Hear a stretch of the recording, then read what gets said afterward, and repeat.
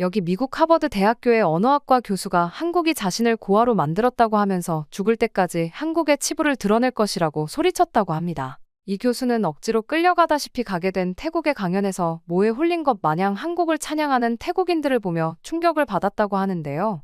엎친 데 덮친 격으로 태국인들의 입에서 나온 말들 때문에 이 교수는 한국이 갈 때까지 간 것 같다고 하며 울부짖었다고 하는데요. 도대체 이 교수에게 무슨 일이 있었던 걸까요? 바로 사연 들어보겠습니다. 안녕하세요. 마이클 화이트입니다. 하버드 대학교 동아시아 언어학과에서 교수로 재직 중이에요. 제 소개를 들으면 사람들이 관심을 보이곤 합니다. 예일대 출신 언어학자이자 중국어와 한자 연구의 권위자니까요. 하지만 저를 잘 아는 동료들은 요즘 제 모습을 보며 혀를 끌끌 차곤 해요. 도대체 마이클이 왜 저렇게 변했을까 하면서요. 그도 그럴 것이. 한때 한국 문화를 맹렬히 비판하고 한글을 폄하하던 제가 이제는 180도 달라져 버렸으니까요. 사람들은 제게 자주 묻습니다. 정말로 태국에서 돌아온 후 한 번도 한글 비판 논문을 쓰지 않았다는 게 사실인가요? 하고요. 네, 사실입니다. 방콕에서의 그 한 달이 제 인생을 완전히 바꿔놓았으니까요. 태국에서 대체 무슨 일이 있었던 거예요? 왜 그렇게 갑자기 생각이 바뀌었나요?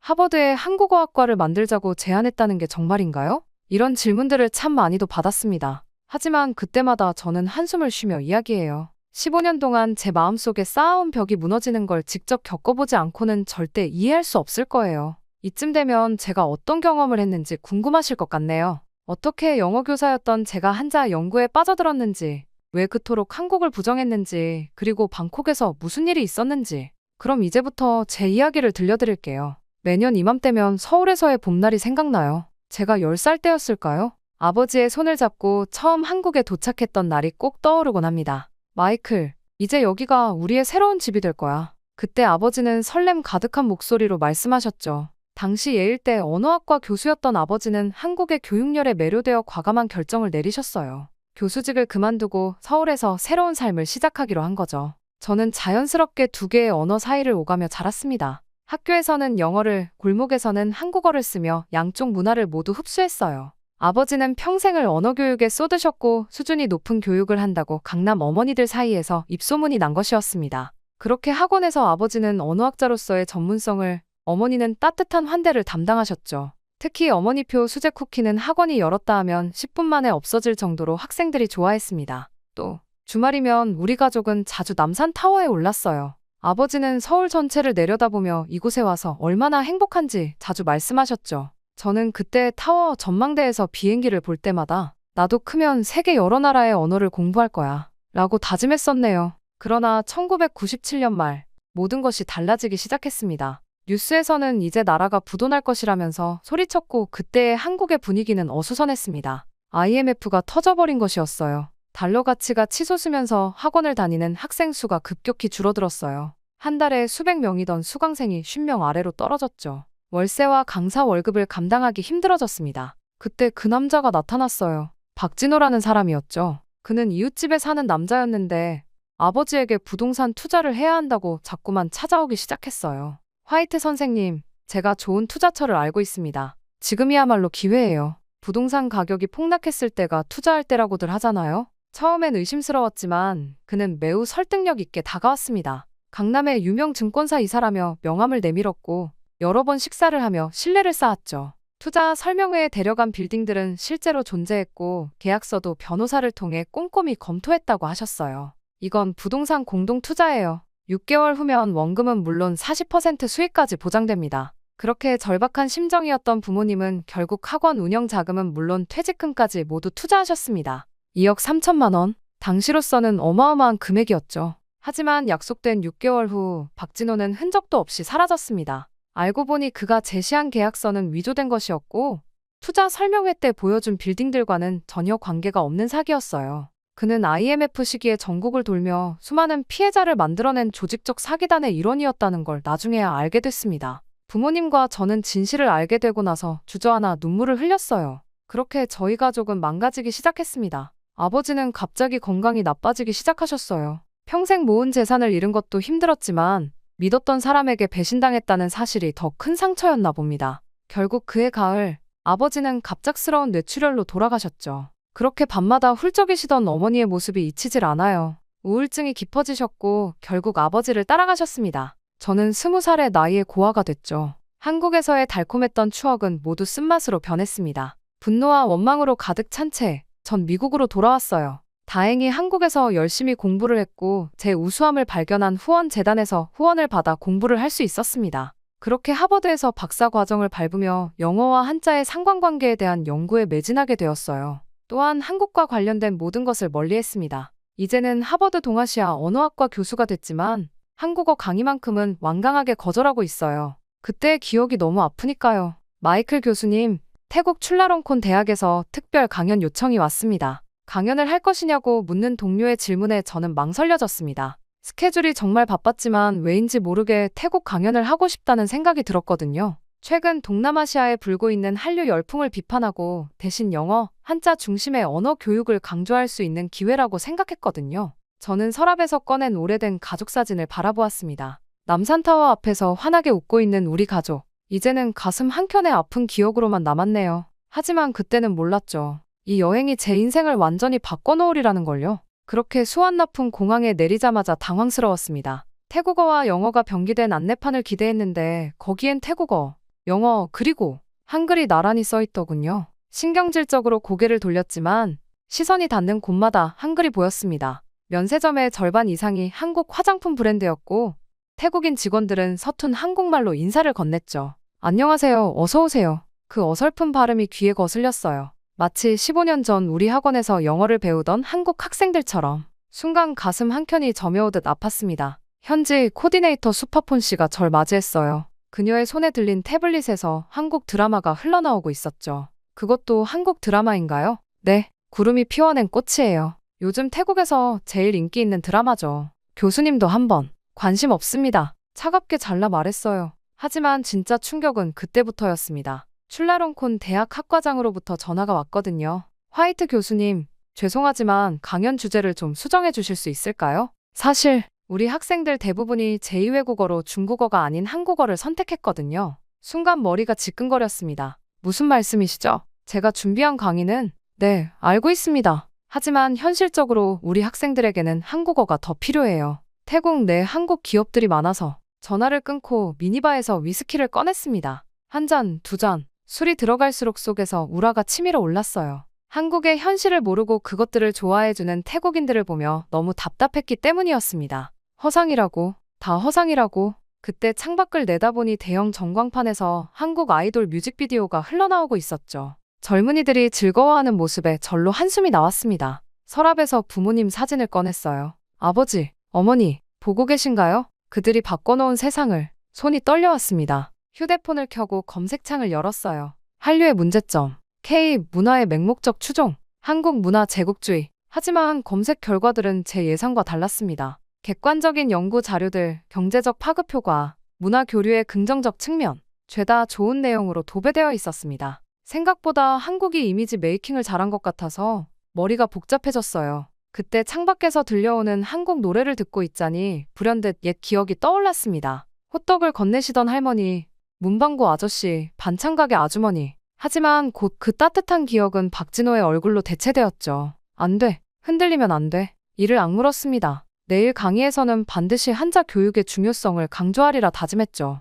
하지만 왜일까요? 가슴 한켠이 계속 불편해 견딜 수가 없었습니다. 다음 날, 저는 강연을 위해 학교로 향했습니다. 출라롱콘 대학 강당은 제 예상과 달리 학생들로 가득 차 있었습니다. 원래 계획은 한자 교육의 우수성과 체계성을 설파하는 것이었지만 학생들의 눈빛을 보니 말문이 막히더군요. 오늘 강의는 그렇게 말을 시작하려는데 한 학생이 손을 들었습니다. 교수님, 한국어로 해주시면 안 될까요? 저희 대부분 한국어를 공부하고 있어서 순간 화가 치밀었지만 겨우 감정을 눌렀습니다. No, 오늘의 주제는 동아시아 언어 교육에서 한자의 중요성입니다. 파워포인트를 넘기며 준비한 내용을 말하기 시작했어요. 하지만 학생들의 표정이 점점 굳어져 갔습니다. 뒷줄에서는 하품하는 소리도 들렸고 몇몇은 슬그머니 휴대폰을 꺼내들었죠. 한자는 동아시아의 문화유산이며 그때 또 다른 학생이 손을 들었습니다. 교수님, 질문 있어요. 저희 회사는 한국 기업인데 실제로 한자는 거의 사용하지 않아요. 오히려 한글로 된 문서 작업이 더 많은데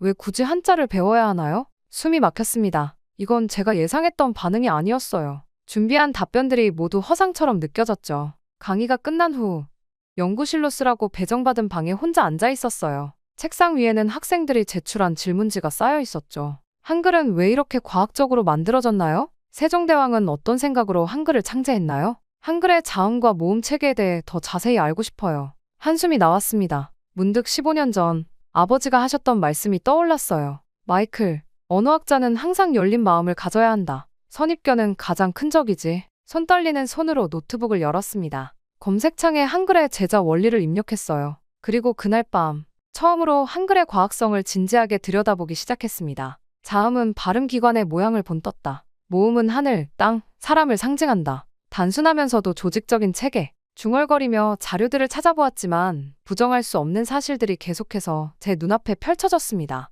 밤이 깊어갈수록 마음 한켠이 불편해졌어요. 그동안 제가 얼마나 편협한 시각으로 세상을 보고 있었는지. 하지만 금세 박진호의 얼굴이 떠올랐습니다. 고개를 저었지만 자꾸만 의문이 들었습니다. 한 사람의 잘못이 정말 한 문화 전체를 부정할 이유가 될 수 있을까? 그때 밖에서 웃음소리가 들렸어요. 창가로 다가가 보니 캠퍼스를 걸어가는 한국 유학생들이 보였습니다. 태국 학생들과 어울려 이야기를 나누는 모습이 어쩐지 제가 기억하는 한국인들의 모습과는 달라 보였죠. 책상으로 돌아와 내일 강의 자료를 다시 열었습니다. 한자 교육의 우수성을 강조한 슬라이드들이 눈에 들어왔어요. 이대로 가도 될까? 한숨을 쉬며 고개를 떨궜습니다. 창문 너머로 방콕의 밤하늘이 보였어요. 서울에서 보았던 그 하늘과 똑같은 별들이 빛나고 있었습니다. 그렇게 한숨도 자지 못했는데 날이 밝았습니다. 다음 날 아침 머리가 지끈거렸어요. 밤새 한글 연구 자료를 들여다본 탓이겠죠. 창밖에서 들려오는 학생들의 웃음소리가 더 크게 들렸습니다.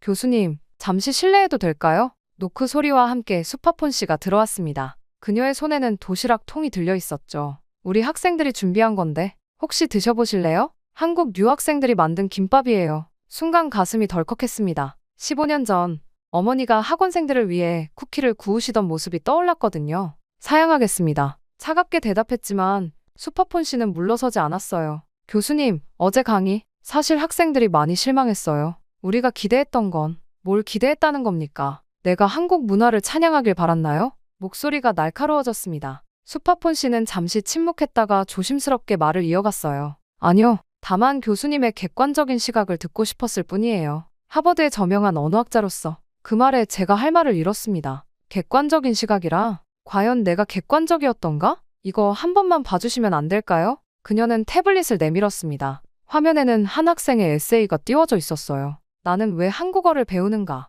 제목부터 마음에 들지 않았지만 읽기 시작했습니다. 한글은 단순히 언어가 아닙니다. 그것은 민주주의의 상징이에요. 문자를 몰랐던 민중들에게 세종대왕이 쉬운 문자인 한글을 선물했다는 사실, 그것은 교육의 평등을 의미하는 것이었죠. 손이 떨려왔습니다. 민주주의? 교육의 평등. 그동안 한 번도 생각해보지 못한 관점이었어요. 저는 한국 드라마를 통해 한글을 처음 접했습니다. 하지만 지금은 한글이 가진 과학성과 실용성에 매료되어 있어요. 특히 컴퓨터 자판 입력의 용이성은 놀랍습니다. 책상 위에 자료들이 눈에 들어왔어요. 어제 밤새 찾아본 한글의 제자 원리와 관련된 논문들. 부정하고 싶었지만 이 문자 체계의 과학성은 분명했습니다. 저는 순간 한글에 대해 조금 더 자세히 알고 싶다는 생각을 하게 되었습니다. 발걸음을 옮기려는데 책상 위에 김밥 도시락이 눈에 들어왔어요. 망설이다가 하나를 집어들었습니다. 한 입 베어물자 목이 메었어요. 어머니가 좋아하시던 그 맛이었습니다. 흔들리는 목소리를 감추려 애썼지만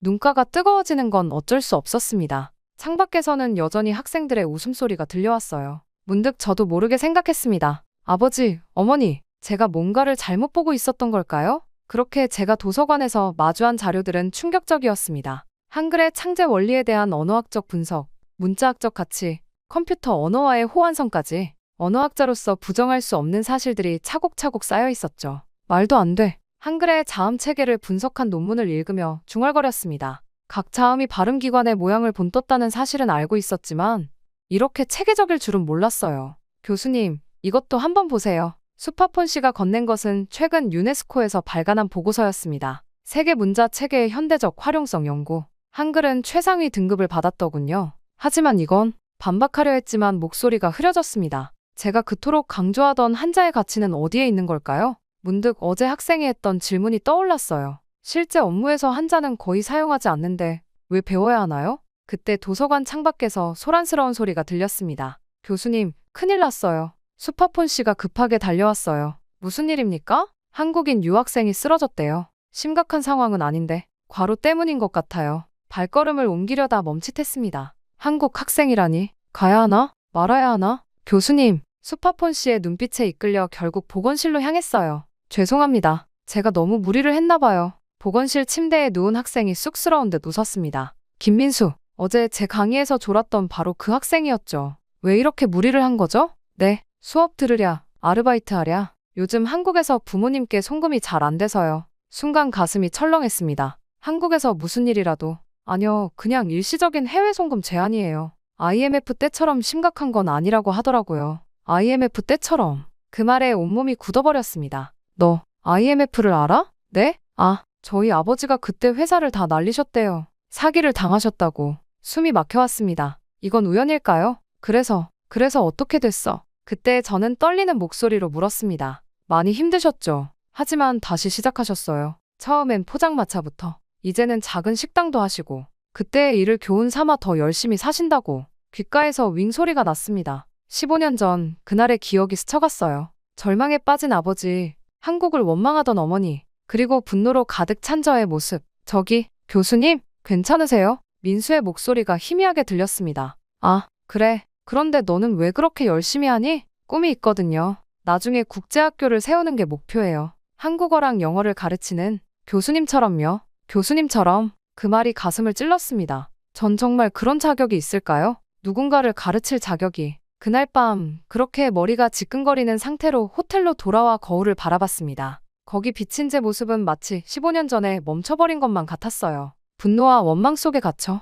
앞으로 나아가지 못한 채로. 그러다가 새벽 3시쯤 되었을 때 잠에서 깨어났습니다. 꿈에서 아버지를 봤어요. 마이클, 넌 아직도 거기 있구나. 꿈속의 아버지는 안타까운 표정으로 절 바라보셨습니다. 어디가 거기일까요? 15년 전 그날의 멈춰버린 시간 속일까요? 저는 한숨을 쉬며 노트북을 켰습니다. 어제 민수를 만난 후 잠들기 전까지 찾아봤던 자료들이 화면에 그대로 남아있었어요. IMF 시기 다단계 사기 조직 검거, 박진호 등 일당 20년형 선고, 피해자 대부분이 중산층, 전국 피해액 800억 추정. 그 순간 스크롤을 내리다 걸린 기사에서 눈을 떼지 못했습니다. 당시 검거된 일당 중 상당수가 한국인 피해자를 노린 것은 물론 한국에 거주하던 외국인들도 노렸다. 그러니까 우리만이 아니었던 거야. 기사를 보며 목이 메어왔습니다. 그동안 한국과 한국 사람들을 원망했던 시간들이 떠올랐어요. 책상 서랍을 열었습니다. 구겨진 사진 한 장. 아버지, 어머니, 그리고 20살에 제가 남산타워 앞에서 환하게 웃고 있네요. 그때는 왜 그렇게 행복해 보였을까요? 비록 비극은 있었지만 한국에서 지낸 그 몇 년이 행복하지 않았다고는 말할 수 없었죠. 좋은 추억들이 너무나 많았으니까요. 자리에서 일어나 창가로 걸어갔습니다. 방콕의 새벽 하늘은 서울의 그것과 똑같았어요. 문득 서랍에 있는 다른 자료들이 눈에 들어왔습니다. 한글의 과학적 원리와 보편성 연구, 세계 문자 체계의 현대적 가치 평가, 한자권에서 한글의 성공적 정착 사례, 제가 그토록 부정하고 싶었던 자료들이었죠. 하지만 이제는 인정할 수밖에 없었습니다. 언어학자로서 이 연구 결과들을 무시할 수 없다는 걸. 휴대폰이 진동했습니다. 하버드 동료 교수의 메시지였어요. 마이클, 태국에서의 강의는 어떠신가요? 한자 교육의 중요성을 잘 전달하고 계시나요? 입술을 깨물었습니다. 뭐라고 답해야 할까요? 제 고집스러운 편견이 무너져 내리고 있다고. 그동안의 분노가 잘못된 것이었을지도 모른다고. 저는 생각이 너무 많아져 산책을 하려고 바깥으로 나왔는데 수파폰 씨와 마주쳤습니다. 교수님, 4시가 다 되어가는데. 불이 켜져 있어서. 그녀가 걱정스러운 표정으로 저를 바라보았습니다. 민수 학생 때문에 걱정되셨나요? 저는 대답하지 않았습니다. 하지만 수파폰 씨는 알고 있는 듯 했어요. 실은 민수 씨가 교수님께 드리고 싶은 게 있대요. 그녀가 건넨 봉투를 열었습니다. 낡은 신문 스크랩이었어요. 1998년 2월 IMF 시기에 쓰여진 기사였습니다. 한국의 봄은 다시 올 것이다. 제목을 본 순간 눈시울이 뜨거워졌어요. 그날 아버지가 마지막으로 읽고 계셨던 신문이었거든요. 민수 씨 아버님이 평생 간직하고 계셨대요. 힘들 때마다 보면서 희망을 잃지 않으셨다고. 창밖으로 희미한 햇살이 비치기 시작했습니다. 방콕의 아침이 밝아오고 있었어요. 문득 깨달았습니다. 봄은 누구에게나 다시 찾아온다는 걸. 다만 전 그동안 문을 닫고 있었을 뿐이라는 걸. 그렇게 저는 아침 강의가 시작되기 전 강단에 홀로 서서 준비한 자료들을 다시 읽어보았습니다. 동아시아 언어 교육의 새로운 패러다임, 영어, 한자 기반 교육과정. 이 주제는 제 평생의 신념이나 다름없었죠. 영어는 세계 공용어이고 한자는 동아시아 문화의 근간이니까요. 이보다 더 완벽한 조합이 있을까요? 교수님, 죄송하지만 수파폰 씨가 조심스럽게 다가왔습니다. 오늘 기업 인사 담당자들이 몇 분 더 참석하신다고 하네요. 좋죠? 제 이론을 증명할 좋은 기회가 될 텐데요. 자신만만하게 대답했지만 속은 조금 불안했어요. 그렇게 강의실이 하나 둘 사람들로 채워지기 시작했습니다. 대기업 인사 담당자들, 현지 교육 관계자들, 예상보다 많은 사람들이 왔네요. 자, 오늘 제가 준비한 주제는 말을 시작하려는데 문득 낯선 장면이 눈에 들어왔어요. 참석자들 대부분이 태블릿이나 스마트폰으로 뭔가를 열심히 적고 있었는데 한글이었습니다. 순간 15년 전 기억이 스쳤어요. 우리 학원 학생들이 영어 단어를 한글로 필기하던 모습. 그때 아버지가 하셨던 말씀. 효율성이란 건 이론이 아니라 현실에서 나오는 거야.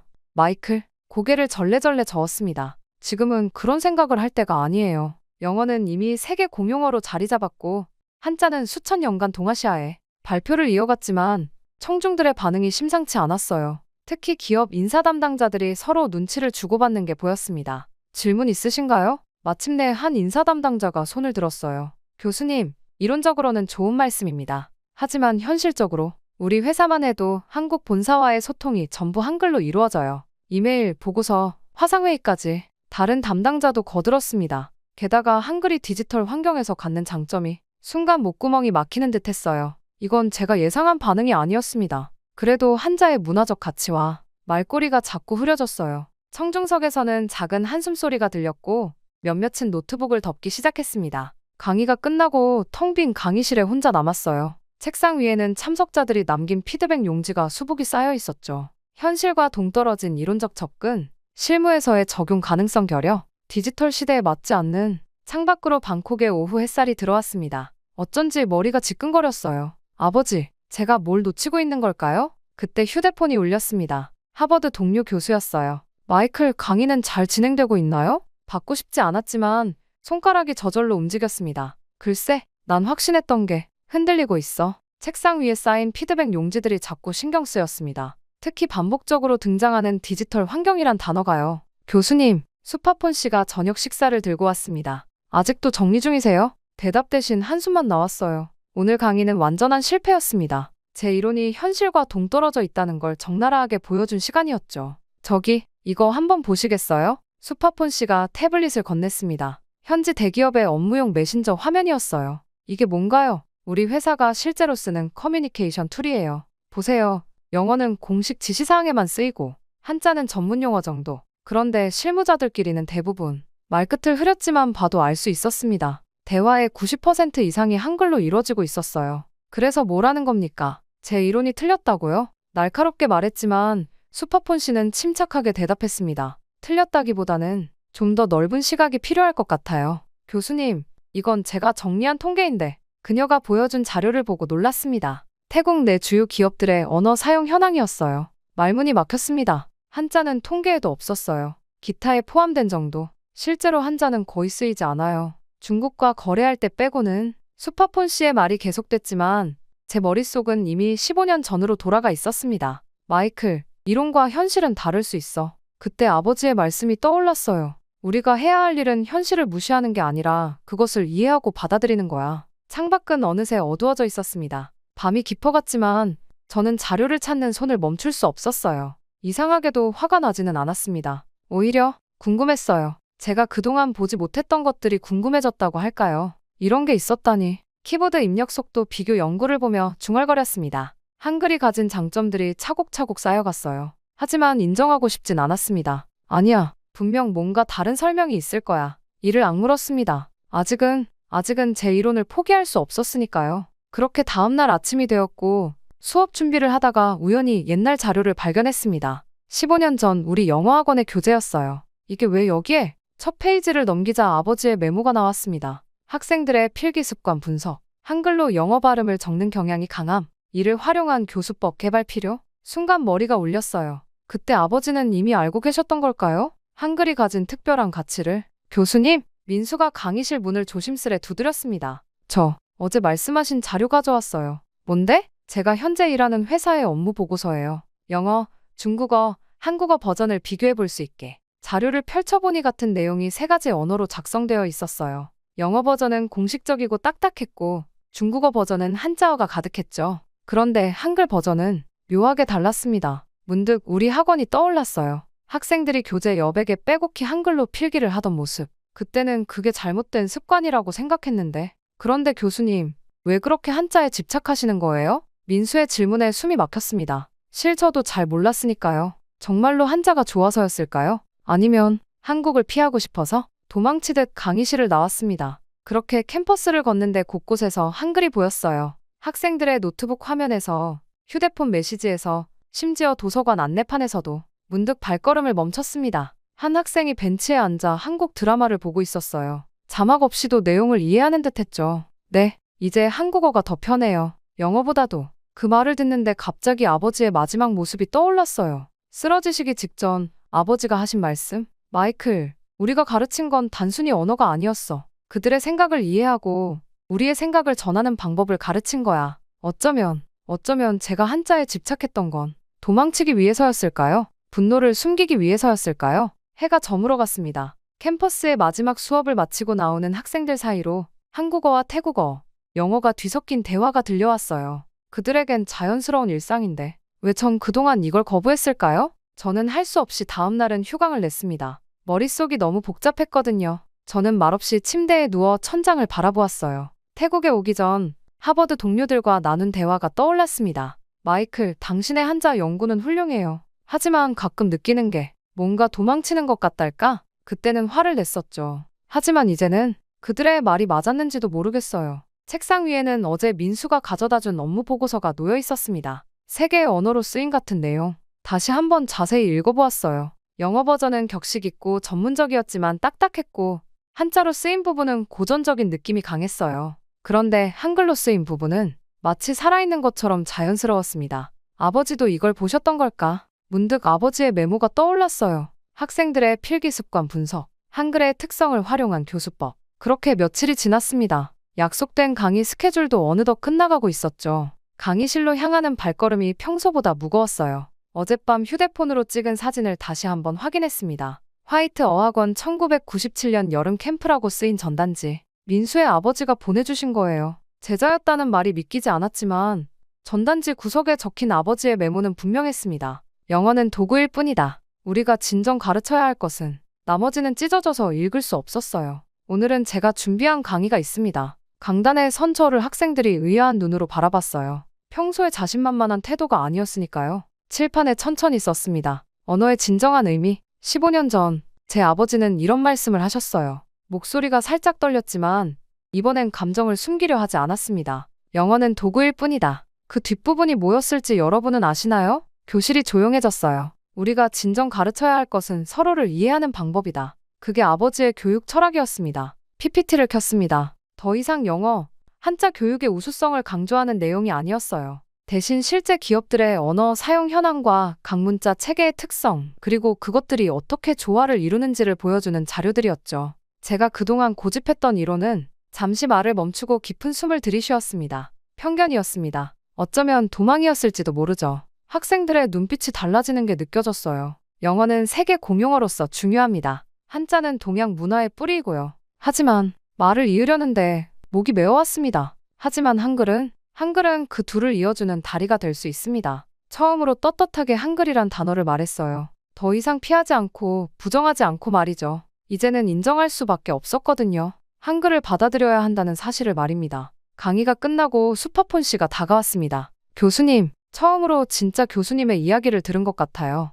창밖으로 방콕의 햇살이 비쳤습니다. 15년 만에 처음으로 봄이 이렇게 따뜻할 수 있다는 걸 깨달았어요. 책상 위에는 아직도 그 전단지가 놓여 있었습니다. 찢어진 구석을 가만히 매만졌어요. 아버지, 이제야 그 말씀의 의미를 알 것 같습니다. 방콕에서의 마지막 날, 짐을 정리하다가 잠시 창밖을 바라봤습니다. 한 달이 지났네요. 제 인생에서 가장 길고도 짧았던 한 달이었어요. 교수님, 공항까지 태워다 드릴 차가 도착했어요. 수파폰 씨의 목소리에 고개를 돌렸습니다. 그래요. 짐은 다 됐네요. 제 시선이 책상 위에 놓인 논문 한 편에 머물렀어요. 디지털 시대의 언어 교육, 영어, 한자, 한글의 공존. 하버드로 돌아가면 제일 먼저 할 일입니다. 지금까지의 연구를 전면 수정하는 거죠. 더 이상 한 가지 언어나 문자의 우월성을 주장하지 않을 겁니다. 대신 각각의 가치와 특성을 인정하고 어떻게 하면 이들이 조화롭게 공존할 수 있을지. 민수 씨가 배웅 나왔어요. 로비에서 만난 민수가 쑥스러운 듯 웃었습니다. 교수님, 이거 드리려고요. 그거 건넨 건 낡은 사진 한 장이었어요. 1997년 여름 캠프 사진이었습니다. 그리고 그 속에는 제 아버지와 어린 민수의 아버지가 함께 웃고 있었죠. 찾느라 고생 좀 했어요. 아버지 앨범에서 목이 메어왔지만 이번엔 슬픔 때문은 아니었어요. 고마워요, 민수 씨. 처음으로 진심을 담아 그의 이름을 불렀습니다. 택시를 타고 공항으로 향하는 길, 방콕의 거리가 스쳐 지나갔어요. 한글로 된 간판들이 더 이상 낯설게 느껴지지 않았습니다. 창밖으로 수완나품 공항이 보이기 시작했습니다. 서류 가방에서 그 전단지를 꺼내 다시 한번 읽어보았어요. 영어는 도구일 뿐이다. 우리가 진정 가르쳐야 할 것은 서로를 이해하는 방법이다. 아버지, 이제야 그 말씀의 의미를 진정으로 이해했습니다. 라고 중얼거렸습니다. 그렇게 저는 공항 로비로 들어서는데 한 무리의 학생들이 한국어를 공부하고 있었어요. 그들의 열정 어린 눈빛이 15년 전 우리 학원 학생들의 모습과 겹쳐 보였습니다. 저 아이들처럼 저 또한 한국어를 열정적으로 연구해야겠다는 생각이 샘솟았어요. 그렇게 저는 길다면 길었던 태국에서의 일정을 마치고 하버드로 돌아왔습니다.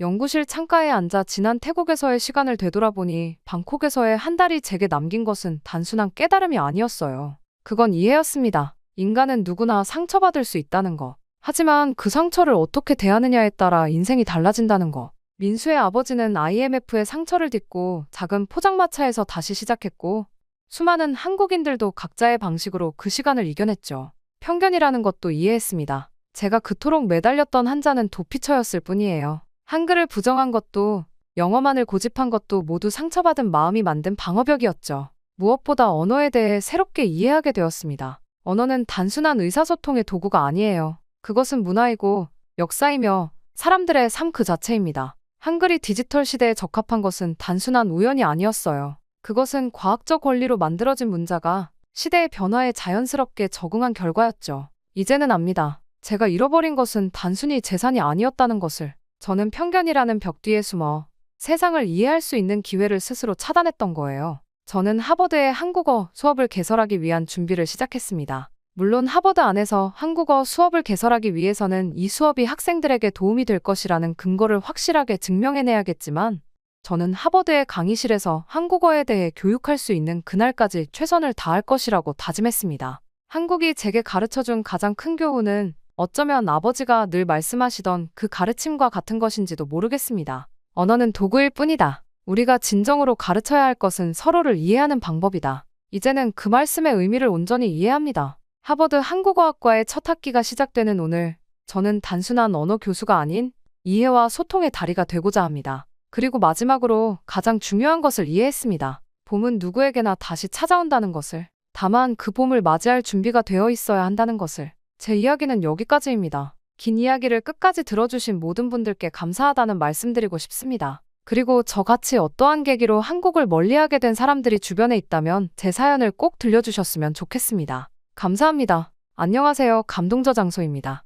저희가 정말 괜찮은 기업을 소개해드리려고 하는데요. 바로 KS 오토플랜이라는 회사입니다. 사회 취약계층분들을 위해서 선한 영향력을 펼치고 있는 건 물론 이번에 구독자님들에게 저렴한 가격으로 차량을 구매하실 수 있게 타임 특가를 준비했다고 하는데요. 소렌토, 스포티지가 월 25만 원이라면 믿겨지십니까? 취득세, 자동차세, 정비비용, 보험료까지 모두 KS 오토플랜에서 책임지니 월 저렴한 비용만 내시고 차량을 이용하시면 됩니다. 차량 구매부터 기존 차량 처리까지 원스톱으로 도와드리고 있습니다. 저희 KS 오토플랜은 항상 고객님께 듣고 고객님으로부터 답을 찾아 고객님께 돌려드리겠습니다. 구독자 전용 이벤트 진행 중이니 놓치지 말고 고정 댓글을 확인해주세요. 더러운 김치 냄새가 대체 어디서 나는 거야?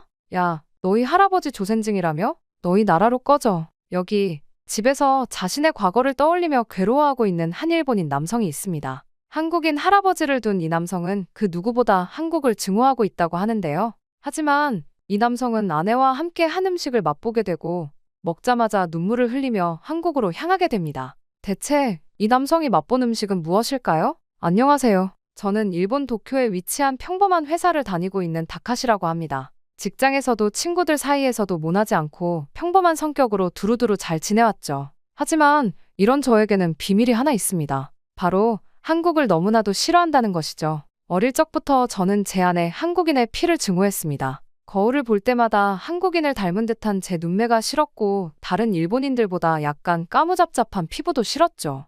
홋카이도의 작은 도시에서 자란 저는 한국의 전라도 출신 할아버지와 일본인 할머니 사이에서 태어난 아버지의 아들입니다. 그리고 초등학교 때부터 이미 그것은 제게 지워버리고 싶은 큰 오점이었죠. 다카시는 순수한 일본인이 아니야. 봐봐, 얼굴이 우리랑 좀 달라? 너네 할아버지 조센증이라며? 어릴 때부터 교실 구석에서 들려오던 속삭임은 날카로운 바늘이 되어 가슴을 찔렀습니다. 쉬는 시간마다 도시락을 먹을 때면 친구들은 제 도시락을 구경하곤 했어요. 역시 뭔가 달라. 더러운 김치 냄새 난다. 그들의 말에 저는 어머니가 정성스레 싸주신 도시락을 몰래 화장실에 버리기 시작했습니다. 급식에서 김치가 나오는 날이면 일부러 체육관에서 혼자 도시락을 먹었죠. 특히 중학교 시절의 기억은 더욱 선명합니다. 운동회 달리기 경주에서 1등을 했을 때였죠. 환호성이 가득한 운동장에서 들려온 한마디. 역시 조센증에 피가 섞여서 그런가. 도망다니는 피를 이어받았나 보네. 그 순간 제 가슴속 무언가가 산산조각 났습니다. 그날 이후 저는 의도적으로 체육 시간에 실력을 감추기 시작했어요. 1등은커녕 일부러 꼴찌로 들어오기도 했죠. 게다가 할아버지의 존재는 더욱 고통스러웠습니다. 저녁 식사 시간이면 어김없이 시작되는 잔소리와 한숨소리는 저를 분노하게 만들었죠. 특히 어머니가 김치찌개를 끓이는 날이면 할아버지의 불호령이 시작됐어요. 이게 뭔 김치찌개요? 육수가 이게 뭐냐고. 멸치로 육수를 제대로 내야 할 것 아니냐? 이게 무슨 한국 음식이라고. 어머니가 정성스럽게 준비한 음식 앞에서 할아버지는 숟가락을 거칠게 내던지고는 자리를 박차고 일어나곤 했습니다. 어머니는 눈물을 훔치며 그릇을 치우셨고 저는 그런 광경이 너무나 싫었죠. 심지어 어머니가 새로 배운 한국 요리를 선보이는 날이면 더 심했어요. 할아버지는 한 숟가락만 떠먹고는 이건 한국 음식도 아니고 일본 음식도 아니여 라며 고함을 지르셨습니다. 저는 그때마다 식탁에서 도망치듯 일어나곤 했죠. 매일같이 반복되는 할아버지의 불만과 고함, 어머니의 눈물 그리고 무거워지는 식탁 분위기. 그럴 때마다 저는 한국이란 나라가 더욱 증오스러워졌습니다. TV에서 한국 관련 뉴스만 나와도 채널을 돌렸고 길거리에서 한국어가 들리면 빠르게 그 자리를 피했죠. 한국이란 나라가 세상에서 사라졌으면 좋겠다고 매일같이 생각했습니다. 이러한 편견은 대학교에 들어가서도 지속이 되었습니다. 저는 한국인 유학생들이 다가오면 아예 대화하기를 거부했고 국제교류 행사에서 한국 부스만 보면 일부러 멀리 돌아갔어요. 동아리 활동 때 한국 음식점에 가자는 의견이 나오면 배가 아프다는 핑계를 대고 자리를 피했죠. 취업 준비를 할 때는 한국 기업은 아예 지원조차 하지 않았습니다. 그러던 어느 날 이런 저희 인생을 뒤바꿔줄 사람을 만나게 되었습니다. 작은 일식 레스토랑에서 추미코를 만나게 된 것이죠. 처음 만난 날 제가 피하려 했던 그 모든 것을 추미코는 단번에 알아챘어요. 다카시 씨, 왜 그렇게 자신의 모습을 숨기려고 하나요? 당신의 그 깊이 있는 눈매가 참 매력적인데. 그 말에 저는 그 자리에서 얼어붙었습니다. 이런 말은 처음이었거든요. 게다가 추미코는 제가 한국인 할아버지를 둔 것을 알고도 전혀 개의치 않았어요. 오히려 그런 문화적 배경을 가졌다니 정말 특별하시네요. 라며 웃었죠. 결국 저희는 사랑에 빠지게 되었고 결혼까지 골인하게 되었습니다. 그렇게 결혼하고 3개월, 추미코는 여전히 제가 평생 감추려 했던 모습을 있는 그대로 봐주는 유일한 사람이었죠. 하지만 사실 저는 여전히 변하지 않았어요. 식탁에서 한국 이야기만 나오면 밥맛이 떨어졌고 추미코가 보는 한국 드라마 소리만 들려도 짜증이 났죠. 그런 제 모습을 추미코는 늘 안타깝게 바라봤습니다. 당신이 언젠가는 자신의 모습을 사랑하게 될 거예요. 그녀의 그 말이 현실이 될 줄은 그때는 몰랐습니다. 그 변화의 시작이 코스트코의 식품 코너가 되리라는 것도 말이에요. 그러던 어느 날 제 인생을 뒤흔들 사건이 일어나고 말았습니다. 평화로운 토요일 아침, 추미코가 코스트코에 가보자고 한 것이 시작이었죠. 레스토랑 메뉴 개발에 도움이 될 것 같다며 외국 식재료들을 보고 싶다고 하더군요. 처음에는 마트에 가면 될 것을 굳이 코스트코까지 가야 하냐며 시큰둥하게 대답했습니다. 하지만 주방장으로서 레스토랑 매출을 올리기 위해 노력하는 아내의 모습을 떠올리니 마지못해 차키를 들 수밖에 없었습니다. 그렇게 도착한 도쿄 코스트코의 주차장은 이미 전쟁터였습니다. 주차 공간을 찾기 위해 여러 바퀴를 돌았고 겨우 자리를 잡는 데만 30분이 걸렸죠. 매장 안은 더 심했습니다. 주말이라 사람들로 발 디딜 틈조차 없었습니다. 1시간은 견디자고 다짐했지만 이 인파를 보니 그마저도 쉽지 않아 보였습니다. 매장 안으로 들어선 추미코는 곧장 식품 코너를 향했고 그곳에서 예상치 못한 광경을 마주했습니다. 한국 식품 코너 앞에 길게 줄이 서 있었던 겁니다. 한글이 크게 쓰여진 포장지들 앞에서 사람들이 차례를 기다리고 있었죠. 갈비살이라고 적힌 제품 앞에서는 특히 긴 줄이 이어졌습니다. 평소라면 한글만 봐도 고개를 돌렸을 텐데 이상하게도 그날은 그 광경이 계속 시선을 끌었습니다. 직원이 질서정연하게 줄 선 손님들에게 갈비살에 대해 설명했습니다. 100g에 298엔으로 일반 수입 소고기의 절반 가격이라고 했죠. 주변에서는 이미 여러 일본인 손님들이 갈비살을 카트에 담고 있었습니다. 한 주부는 매달 2번씩 구매한다며 처음 온 듯한 다른 손님들에게 이 제품을 열심히 추천하고 있었죠. 호기심을 느낀 추미코가 줄을 서서 갈비살을 기다리는 동안 옆 통로에서는 또 다른 줄이 이어졌습니다. 이번에는 양념치킨 앞이었죠. 일본 국산 닭을 사용해 100g에 192엔이라는 가격에도 불구하고 베스트셀러라는 설명이었습니다. 추미코는 망설임 없이 그 줄의 맨 끝에 다시 섰습니다. 진열대를 따라 이동하는 동안 또 다른 한글 패키지가 눈에 들어왔습니다. 불닭볶음면이라는 제품 위에는 2년 연속 베스트셀러라는 문구가 붙어 있었습니다. 이 제품 앞에도 줄이 이어져 있었죠. 계산대 앞에 선 다른 손님들의 카트에도 이런 한글 제품들이 가득했습니다. 이렇게 많은 일본인들이 한국 제품을 사기 위해 줄까지 서서 기다리는 모습은 처음 보는 광경이었습니다. 계산을 하는 동안 직원이 갈비살 조리법을 설명해 주었습니다. 대각선으로 썰어서 구우면 더 맛있다는 설명을 들으며 문득 할아버지의 목소리가 떠올랐습니다. 설날이면 몰래 구워주시던 고기를 썰 때의 그 독특한 칼질 방법이 생각났죠. 그때는 맛있다고 생각했던 그 맛을 언제부터인가 부정하기 시작했던 제 모습이 떠올라 가슴 한켠이 묘하게 저릿했습니다. 그렇게 장을 다 보고 주차장으로 돌아오는 길, 추미코는 제 복잡한 표정을 알아챘는지 조용히 말했습니다. 음식에는 국경이 없어요. 맛있는 건 맛있는 거예요. 주방장으로서 알게 된 건데 음식은 진심을 담는 그릇이에요. 집으로 돌아오는 차 안에서 한글로 된 포장지들이 계속 눈앞에 아른거렸습니다. 그리고 그 많은 일본인들이 줄까지 서서 한국 식품을 기다리던 모습도 떠올랐죠. 제가 그토록 부정하고 싫어했던 것들을 다른 사람들은 이렇게 자연스럽게 받아들이고 있었다는 사실이 저를 당황스럽게 했습니다. 그렇게 집으로 돌아와 냉장고에 코스트코 쇼핑백을 넣으면서도 제 마음은 복잡했습니다. 한글로 쓰인 포장지들이 눈에 들어올 때마다 가슴 한켠이 불편했죠. 추미코는 저녁 식사 준비를 하겠다며 앞치마를 둘렀고 저는 거실에서 텔레비전을 보는 척하며 주방의 상황을 곁눈질로 살폈습니다. 추미코가 갈비살 포장을 뜯었습니다. 포장지를 펼치자 은은한 마늘향이 주방 안에 퍼졌습니다. 어릴 적 설날이면 맡았던 바로 그 향이었죠. 할아버지가 숨어서 구워주시던 그 고기 냄새가 20년도 더 지난 지금 도쿄의 제 집 주방에서 다시 피어오르고 있었습니다. 어머, 이건 정말 놀랍네요. 추미코가 고기를 살피며 말했습니다. 이 마블링 보세요. 와규의 상급과 비슷한 수준이에요. 이 가격에 이런 퀄리티라니. 일식 레스토랑에서 10년 넘게 최고급 와규를 다뤄온 추미코의 말에 저도 모르게 주방으로 다가갔습니다. 고기 표면을 가로지르는 하얀 무늬가 마치 눈꽃처럼 아름다웠습니다. 분명 가격은 와규의 3분의 1도 안 되는데 보기에는 전혀 뒤처지지 않았죠. 추미코는 직원이 알려준 대로 고기를 대각선으로 썰기 시작했습니다. 그 순간 저도 모르게 자리에서 일어났습니다. 칼날이 고기를 가로지르는 각도가 할아버지의 그것과 정확히 일치했기 때문입니다. 지금 생각해보면 그건 전통적인 한국식 고기 써는 방법이었겠지만 그때는 할아버지만의 특별한 방법이라고 생각했었죠. 프라이팬에서 기름이 튀는 소리가 들렸습니다. 고기가 달궈진 팬에 닿자마자 짙은 향이 피어올랐습니다.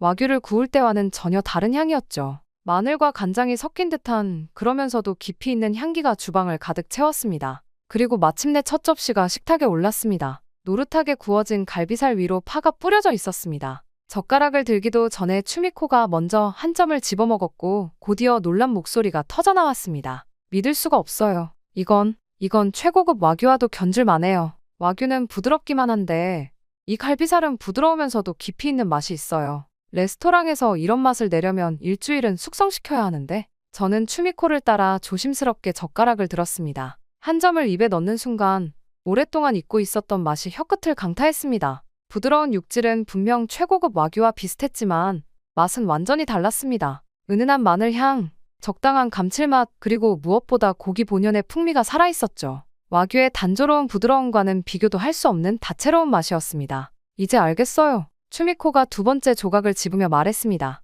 왜 사람들이 이렇게 줄을 서서 기다리는지. 이건 단순한 고기가 아니라 예술이에요. 게다가 이 가격이라니.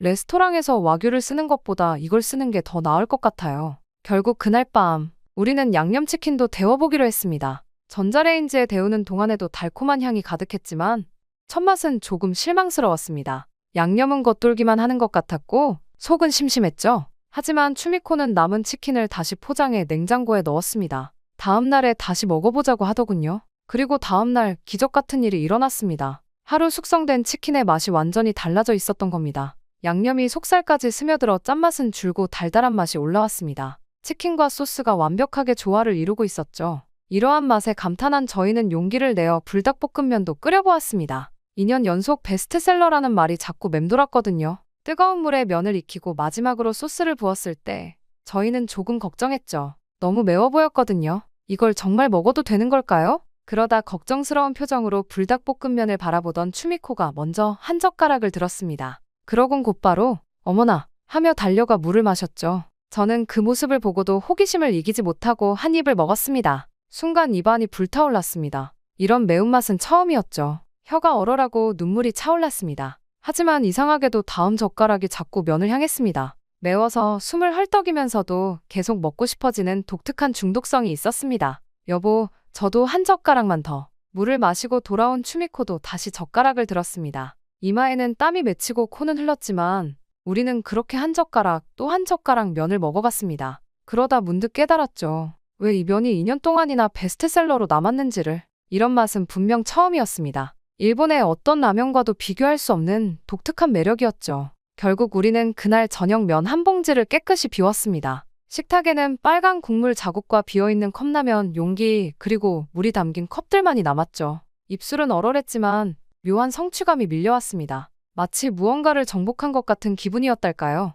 그렇게 사흘간 우리는 코스트코에서 산 한국 음식들을 하나씩 맛보았습니다. 놀라웠던 건 맛보다도 제 자신의 변화였습니다. 한글 포장지를 보며 느끼던 거부감이 조금씩 옅어졌고 새로운 맛에 대한 두려움도 줄어들었습니다. 그러던 어느 날 아침 거울을 보다가 문득 깨달았습니다. 한국인을 닮은 제 눈매가 더 이상 부끄럽지 않다는 것을요. 할아버지가 그토록 그리워하던 맛을 이해하게 되니 제 안에 그 피도 조금은 이해할 수 있을 것 같았습니다. 추미코는 레스토랑 메뉴에 한국식 갈비 요리를 추가하고 싶다고 했습니다. 처음으로 저는 반대하지 않았습니다. 오히려 할아버지의 고향인 전라도 스타일로 만들어보면 어떻겠냐고 제안했죠. 그 말을 하고 나서야 깨달았습니다. 제가 처음으로 제 뿌리를 자랑스럽게 언급했다는 것을요. 그리고 그날 저녁 저는 추미코와 함께 다시 코스트코에 갔습니다. 이번에는 제가 먼저 한국 식품 코너로 향했고 갈비살 앞에 긴 줄에도 자연스럽게 섰습니다. 더 이상 도망치지 않기로 했으니까요. 어쩌면 이것이 제가 처음으로 제 자신을 있는 그대로 받아들이기 시작한 순간이었는지도 모릅니다. 코스트코의 갈비살로 시작된 변화는 생각보다 큰 파장을 일으켰습니다. 미슐랭 스타 레스토랑 출신인 추미코는 20년간 일식만을 고집해온 자신의 식당 메뉴에 처음으로 한국식 요리를 제안했죠. 처음에는 다른 주방장들의 반대가 심했습니다. 일식의 정통성이 훼손될 수 있습니다. 일식집에서 한국 고기라니 손님들이 혼란스러워할 거예요. 이건 우리 레스토랑의 가치를 떨어뜨릴 수 있는 모험입니다. 그렇게 그들을 설득하기 위해 추미코가 레시피를 개발하는 동안 저는 문득 어린 시절의 기억을 떠올렸습니다. 설날이면 할아버지가 몰래 구워주시던 그 갈비의 맛이었죠. 추미코, 고기를 재울 때 배를 갈아 넣어보는 건 어떨까요? 할아버지는 항상 그러셨거든요. 과육이 육질을 부드럽게 만든대요. 추미코는 제 말을 놓치지 않았습니다. 할아버지의 레시피라면 분명 전통적인 맛이 있을 거라고 믿었던 거죠. 저도 모르게 하나둘 기억나는 할아버지의 비법들을 알려주기 시작했습니다. 고기는 이렇게 대각선으로 썰어야 해요. 할아버지는 칼을 45도 각도로 드시곤 했죠. 마늘은 너무 많이 넣으면 안 돼요. 은은하게 베어들 정도로만. 양념이 배면 고기를 한번 털어내야 해요. 할아버지는 그래야 고기 본연의 맛이 산다고 하셨거든요. 처음엔 어렴풋이 기억나는 작은 조각들이었지만 추미코와 함께 레시피를 개발하면서 할아버지의 모습이 선명하게 떠올랐습니다. 특히 고기를 굽는 순서와 타이밍에 대해서는 할아버지만의 특별한 방식이 있었죠. 먼저 센 불에서 겉면을 살짝 굽다가 중간 불로 낮춰서 천천히 구워야 해요. 마지막에 다시 센 불로 올려서 마무리하는 거죠. 그리고 마침내 다가온 시식회 날.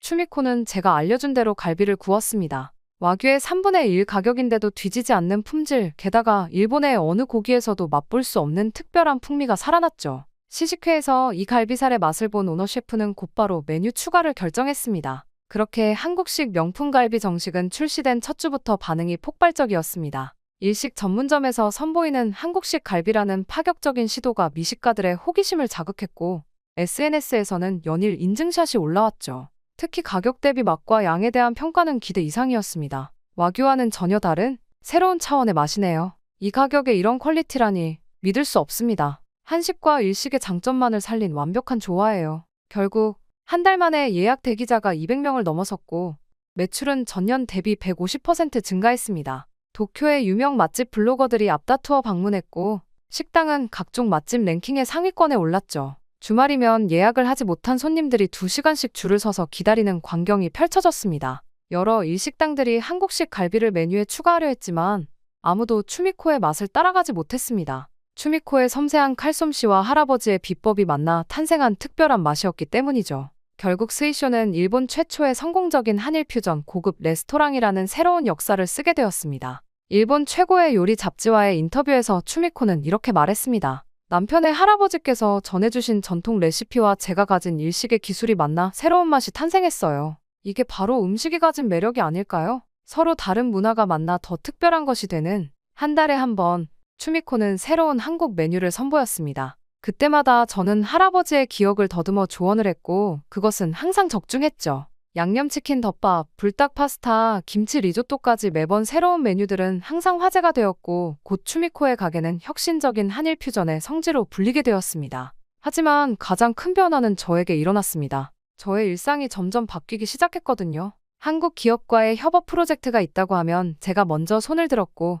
점심시간이면 동료들을 데리고 한국 식당을 찾아다녔습니다. 특히 제가 추천하는 음식점은 항상 호평을 받았죠. 코스트코에서 산 불닭볶음면을 사무실에서 끓여 먹는 것이 팀의 새로운 문화가 되었고 한국 과자를 나눠 먹는 것도 일상이 되었습니다. 동료들은 이제 저를 한식 전문가로 부르며 새로운 한국 음식을 추천해달라고 했습니다. 작년까지만 해도 한국이란 단어에 움츠러들던 제가 이제는 아내의 새로운 메뉴 개발에 할아버지의 레시피를 전수하고 회사에서는 한국과의 가교 역할을 하고 있다는 게 신기할 따름입니다. 할아버지가 그토록 고집스레 고향의 맛을 그리워하던 이유를 이제야 조금은 이해할 수 있을 것 같습니다. 여보, 우리 한국에 가보는 게 어떨까요? 어느 날 저녁, 추미코가 조심스럽게 제안했습니다. 레스토랑 메뉴 개발을 위해서라고 했지만 저는 알았습니다. 제 마음의 변화를 지켜봐온 아내였기에 이제는 제가 할아버지의 고향을 마주할 준비가 되었다고 생각했던 거겠죠. 떠나기로 한 날짜는 4월 초였습니다.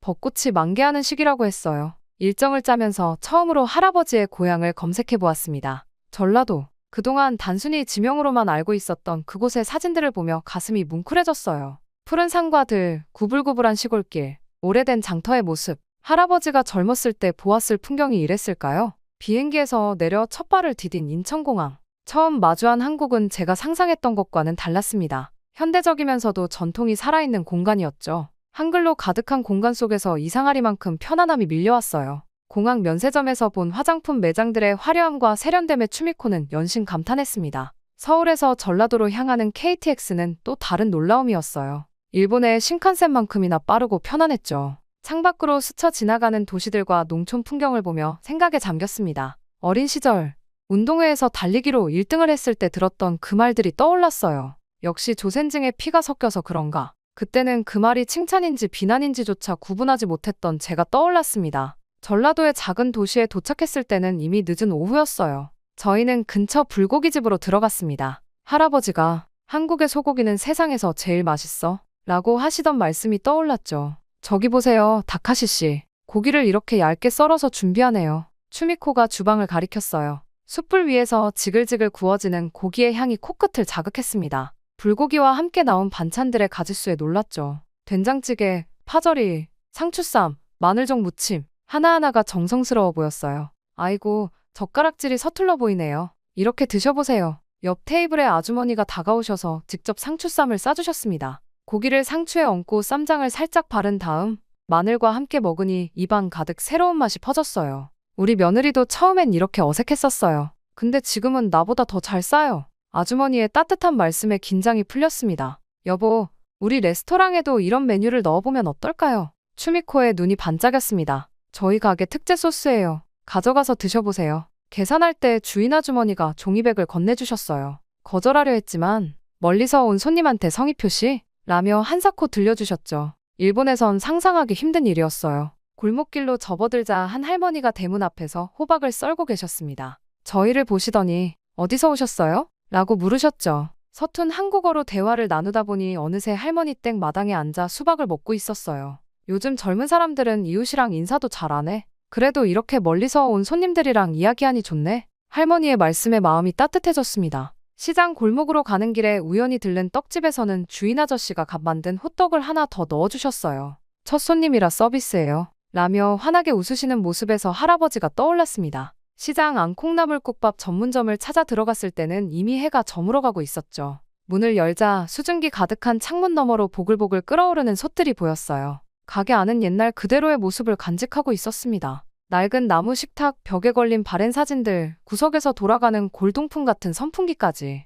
어서 오세요. 일본에서 오셨나 봐요. 주인 할머니가 환한 미소로 맞아주셨습니다. 네, 할아버지가 이 동네 분이셨어요. 그 말을 하는 순간 주인 할머니의 표정이 더욱 밝아졌습니다. 아이고, 그러셨구나. 어느 댁이셨을까? 혹시 김씨네 막내 아들. 저희의 서툰 한국어에도 끊임없이 이야기를 이어가시려 했죠. 주인 할머니가 내어주신 콩나물국밥은 제가 지금까지 먹어본 그 어떤 맛과도 달랐어요. 담백하면서도 깊은 국물 맛에 첫 숟가락을 떴을 때 눈시울이 뜨거워졌습니다. 아삭한 콩나물의 식감, 구수한 국물, 고소한 다진 양념의 조화. 이런 맛이었구나. 할아버지가 그토록 그리워하던 이 맛이었구나. 사장님, 이 김치도 직접 담그시는 거예요? 추미코가 물었죠. 주인 할머니는 기다렸다는 듯이 말씀하셨어요. 그럼 우리 집은 30년째 똑같은 방식으로 담그고 있어. 이것 좀 더 드셔보세요. 새로 꺼내오신 김치는 또 다른 맛이었습니다. 시원하고 깊은 맛이 입안 가득 퍼졌어요. 옆 테이블의 손님들도 저희에게 여러 반찬을 건네주셨습니다.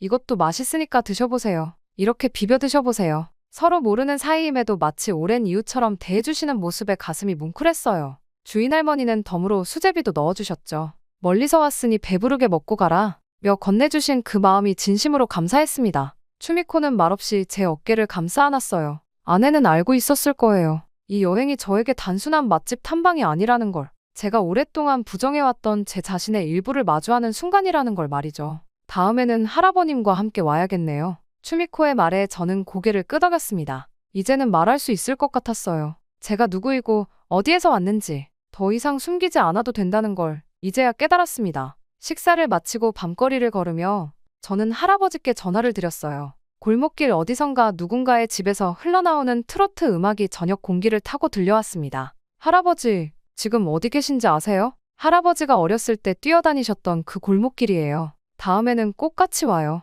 제가 이제 이해했어요. 할아버지가 그토록 그리워하셨던 이 맛을, 이 거리를, 이 모든 것들을. 전화기 너머로 들려온 할아버지의 깊은 한숨소리에는 오랜 그리움이 담겨 있었습니다. 이제야 저는 진정으로 제 뿌리를 마주할 준비가 되었나 봅니다. 한국에서 돌아온 지 일주일째 되는 날 아침, 거울 속 제 모습이 달라 보였습니다. 어딘가 모르게 당당해진 표정이었을까요? 회사로 향하는 지하철에서 우연히 마주친 낯익은 얼굴, 중학교 시절 저를 놀리곤 했던 야마구치 씨였습니다. 다카시 군? 오랜만이네. 잠시 망설였지만 이내 고개를 들고 대답했습니다. 안녕하세요, 야마구치 씨. 짧은 대화 끝에 레스토랑 명함을 건네며 가슴이 뿌듯했습니다. 더 이상 숨기지 않아도 된다는 해방감이 전신을 감쌌어요. 회사에 도착해서는 과감히 새로운 프로젝트를 제안했습니다. 한국 시장 진출을 위한 전략이었죠. 처음으로 회사에서 저는 제 뿌리를 당당하게 밝혔습니다. 할아버지가 한국분이라는 이야기를 꺼내자 회의실이 잠시 조용해졌다가 이내 동료들의 관심 어린 질문이 이어졌어요.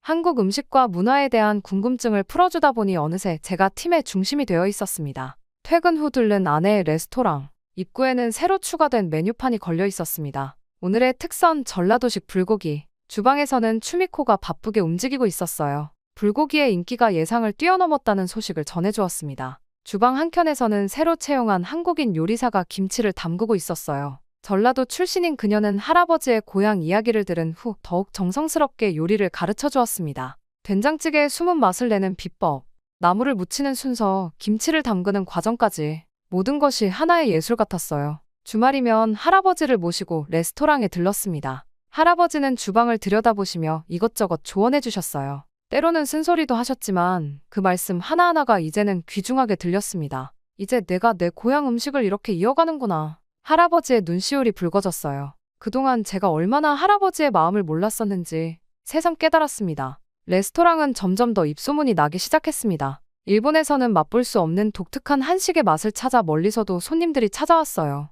특히 저희가 개발한 퓨전 메뉴는 젊은 층에게 큰 인기를 얻었습니다. 일본식 카레에 김치를 곁들인 김치 카레, 우동 국물에 전라도식 육수를 더한 크로스 우동 같은 메뉴들이었죠. 매달 새로운 한국 메뉴를 연구하는 것이 이제는 가장 큰 즐거움이 되었습니다. 지난주에는 할아버지의 고향 마을에서 택배가 도착했어요. 그날 들렀던 김치찌개 가게 할머니께서 보내주신 채소들이었습니다. 편지에는 손주를 위해 직접 기른 거야 라는 말씀이 적혀 있었죠. 이제 주말마다 코스트코에 들르는 것은 이제 저희 부부의 소소한 행복이 되었습니다. 처음 한국 식재료를 만났던 그곳에서 이제는 저희가 다른 손님들에게 조리법을 설명해주곤 해요. 특히 일본인 관광객들에게 한국 식품을 추천해주는 일은 묘한 자부심을 느끼게 합니다. 최근에는 어린 조카가 질문을 던졌어요. 할아버지는 한국 사람이었어요? 잠시 망설임도 없이 대답했습니다. 그래, 우리 할아버지는 전라도 사람이야. 그리고 난 이제 그게 자랑스러워. 이제는 운동회에서 달리기로 1등을 했을 때 들었던 그 말들이 더 이상 아프지 않아요.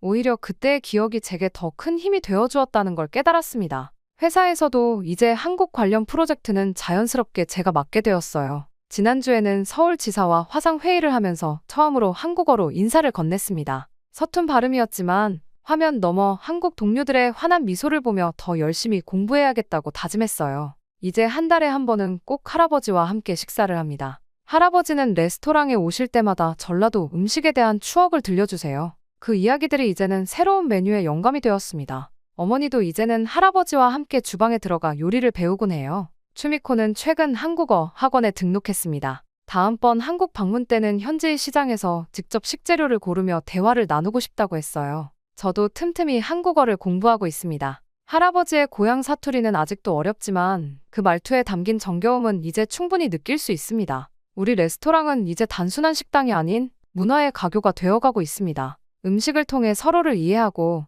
차이를 즐기며 새로운 맛을 창조해내는 공간이 되었어요. 그리고 저는 이곳에서 매일매일 조금씩 성장하고 있습니다. 더 이상 제 뿌리를 부정하지 않고 오히려 그것을 자랑스럽게 이야기할 수 있게 되었으니까요. 얼마 전에는 지역 신문사에서 취재를 왔습니다. 전통과 혁신이 만나는 곳이라는 제목으로 저희 레스토랑을 소개했어요. 기자는 특히 한일 문화의 조화로운 만남에 큰 관심을 보였습니다. 취재 중에 할아버지의 이야기를 하면서 제 눈시울이 붉어졌던 걸 기사에서도 그대로 담아주었더군요. 월말이면 열리는 요리 강습회도 인기가 높습니다. 김치 담그기, 불고기 양념하기, 된장찌개 끓이기 등을 가르쳐드리는데 매번 정원이 금방 차버려요. 수강생 중에는 한국인과 결혼한 일본인들도 많습니다. 그들의 이야기를 들으며 제 이야기를 들려주기도 합니다. 그리고 시간이 흘러 저희도 아이가 생겼습니다. 주말에는 할아버지가 직접 한글을 가르쳐 주시는데 그 모습을 보고 있으면 마음이 따뜻해집니다. 얼마 전에는 한국에서 열린 식품 박람회에 다녀왔어요. 이번에는 바이어로서였습니다. 회사에서 한국 식품 수입을 검토하기 시작했거든요. 출장 기간 동안 할아버지의 고향에도 들러 이틀을 묵었습니다. 골목길에서 만난 주민들은 여전히 저를 반갑게 맞아주셨어요. 지난주에는 특별한 손님이 찾아오셨습니다. 중학교 때 담임 선생님이셨어요. 신문 기사를 보고 찾아오셨다고 했습니다. 다카시 군, 내가 이렇게 훌륭하게 잘할 줄 알았단다. 그때 널 더 잘 보살피지 못해 미안하구나. 선생님의 사과에 고개를 저었습니다. 그때의 경험이 있었기에 지금의 제가 있다고 오히려 감사하다고 말씀드렸어요. 요즘은 한국의 요리사들과 온라인으로 교류하는 것이 일상이 되었습니다. 서로의 레시피를 공유하고 새로운 조리법을 연구하면서 음식의 세계는 더욱 넓어지고 있어요.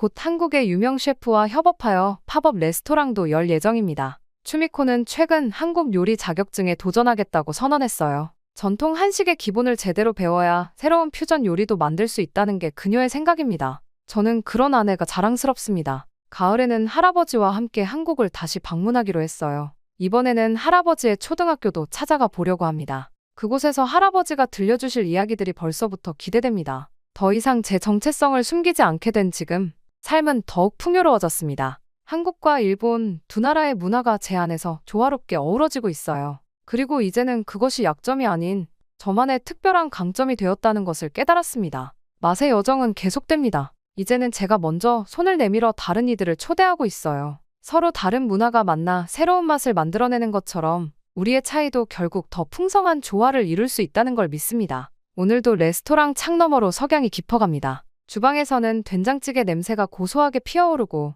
홀에서는 일본어와 한국어가 뒤섞여 웃음소리가 들려옵니다. 이곳이 바로 제가 찾은 새로운 고향입니다.